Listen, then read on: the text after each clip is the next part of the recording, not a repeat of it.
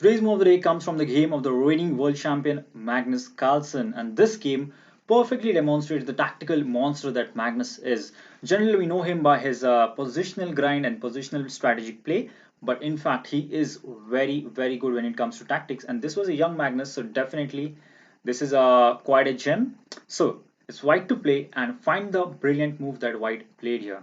So go ahead, pause the video and try to find the move. Okay, so I hope you found the move. If not, this is really gonna shock you. White in this position, sacrifice the queen with queen takes a7. That's a queen sacrifice. In fact, capturing the queen is a very risky idea. If that's taken, then the bishop on c8 is left with no defense. White can play rook takes bishop. That's a check. The queen has to block. Now all we have to do is capture the queen, and after king takes, the simple move knight takes f7. That's a fork. And oh, pardon me for that. That's a fork. And wherever the king goes, we are simply going to capture the rook. We are a full bishop up. Knight is going to safely come out, and this is winning for us. So this won't be trouble. So going back, his opponent decided not to capture the queen because it was too risky and decided to park his rook on the b8 square. Now, again, it's white to play. What would you play here?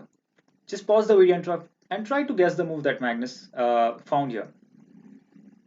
Alright, so Magnus, being very stubborn and just went on to sacrifice the queen again. Queen takes bishop, queen takes rook. Now this has to be captured obviously, otherwise black is simply down too much of material, as this is also a threat, and that's the reason this has to be captured. So knight takes queen, and now comes rook takes bishop. That's a check. The king has to go to d7, and now rook takes rook. So definitely white has enough material. You might think that the knight is hanging. Yes, it is, but at the same time his knight on b8 is also hanging, and that's the reason in this position black went on to play knight to c6. Now white defends the knight, he brings it back, also protecting the pawn. And now I should quickly show you the end of the game. Magnus here played with perfect technique and went on to win the game. So f6, bishop to b5, there is a pin. So now this capture is hardly a threat because we can simply recapture. So pawn takes pawn. Now we exchange the pieces, minor pieces, and knight takes e5. That's a check. King has to move. Rook e1 protects the knight. Now it's a matter of technique. The knight is an extra piece that white has. He also has some passers, really strong passers, connected pass pawns. So those are really an asset for him. So here we go. King to c7, g3, making some room for the king. It's always a good idea to make a lift. Now here comes queen b4. Now that's a double attack. Attacks the pawn, attacks the rook. But white very coolly plays a very cool move. Just rook to e2 protects everything.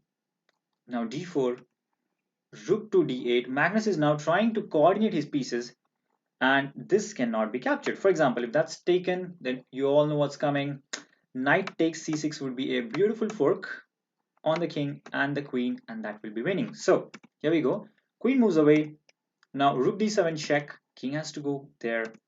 This rook was attacked, so it moved to e4, and now it's just a few more moves. c5, rook to f4, threatening a basic checkmate in one move with rook to f8, and that's the reason black has to sacrifice the queen. But after knight takes, king takes, after this move he simply resigned. He decided enough is enough, and this is already lost. You can see this rook is going to come here, pick up the pawn. This pawn is not really a threat. Our king can easily come over and kind of stop him, and he's not really going anywhere. So this is completely a winning game for white. Quite a crushing game by Magnus Carlsen. So hope you enjoyed this. Thank you for watching, and do check out for more videos. They're on the way.